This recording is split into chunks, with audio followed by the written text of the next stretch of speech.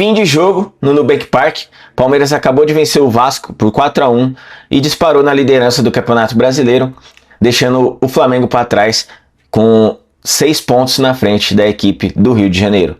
Palmeiras que fez um primeiro tempo amarrado, primeiro tempo onde as principais chances foram do Vasco, né? Apesar de não ter tido nenhuma chance que tenha levado muito perigo.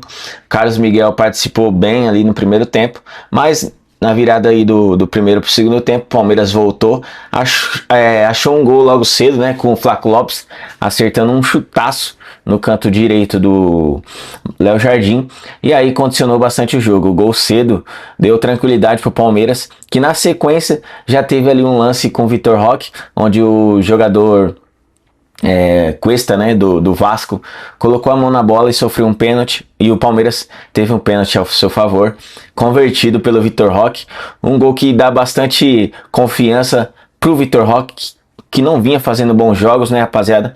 Apesar do gol, acho que também não foi um bom jogo assim ainda do Vitor Roque, mas é um jogador que tem muito potencial, e então o Palmeiras ampliou o placar com um pênalti, com gol de pênalti do Vitor Roque, e depois em uma jogada do Andreas Pereira, um contra-ataque que ele puxou e lançou o Maurício. Maurício chutou de direita e o Léo Jardim aceitou, né, rapaziada? O Palmeiras fez 3-0 com o gol do Maurício.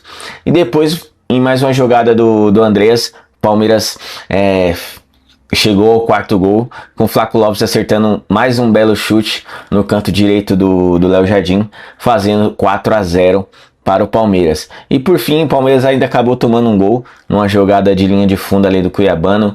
Ele acabou cruzando e o jogador do Vasco, que eu não me recordo agora, acabou fazendo o gol ali de honra da equipe do Vasco.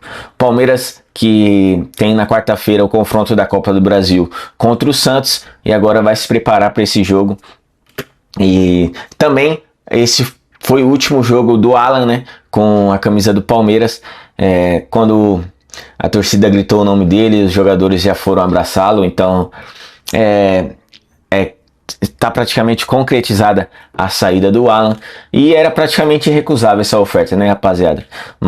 200 milhões é uma proposta de um clube gigante, não tem como o jogador negar, e também não tinha como o Palmeiras negar, apesar de não ser o desejo do Abel nesse momento. Era uma proposta irrecusável e nesse momento, né?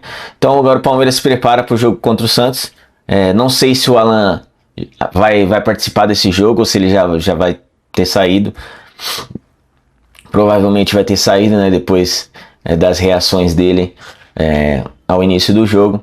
Mas Palmeiras no geral não fez um bom jogo, né? Fez sim um bom jogo, tirando o primeiro tempo, que foi um primeiro tempo muito fraco mesmo. O Palmeiras praticamente não criou perigo no primeiro tempo, mas no segundo tempo, né, rapaziada, veio aí a compensar. O Abel até fez algumas mudanças, o Arias começou no banco, voltou, né, com a dupla Flaco e Roque, mas colocou o Maurício de titular. Eu vinha pegando nesse ponto, né, que o Maurício tinha que jogar pela fase que ele estava passando, né? Dizem, né, que futebol é momento, então o momento do Maurício não tinha como ele continuar no banco, né? Porque ele vinha apresentando bom futebol, ia fazendo gols, e Flaco e o Vitor Roque eles não estavam conseguindo concluir as chances em gols. E aí, com a lesão também do Ramon Sousa, Flaco e Roque voltaram a ser titular. E hoje o Abel colocou o Maurício ali no lugar do John Arias, que eu acho que tenha sido mais questão de controle de carga para o jogo de quarta-feira contra o Santos, rapaziada. Então foi isso, o Palmeiras ganhou hoje do Vasco. No geral, atuações individuais têm sido um pouco abaixo dos jogadores do Palmeiras. Marlon e André estão jogando mal.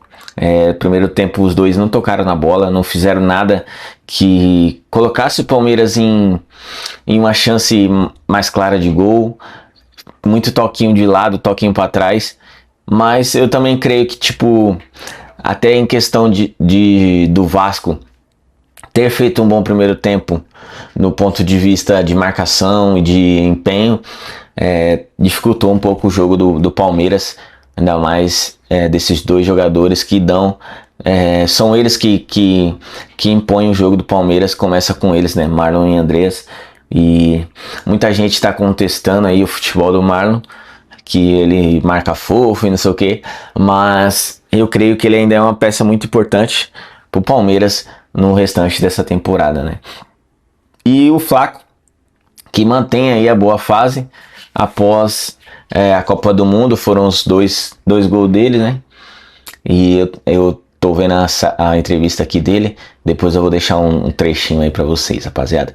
Então, esse foi o vídeo. Espero que vocês tenham gostado. Deixa um like, se inscreve no canal, ativa o sino, comenta aí o que você achou do jogo e o que você espera do Palmeiras pro próximo jogo contra o Santos no Allianz Parque. Fechou, rapaziada? E o próximo jogo do Palmeiras pelo Brasileiro? Deixa eu só tirar aqui a minha dúvida.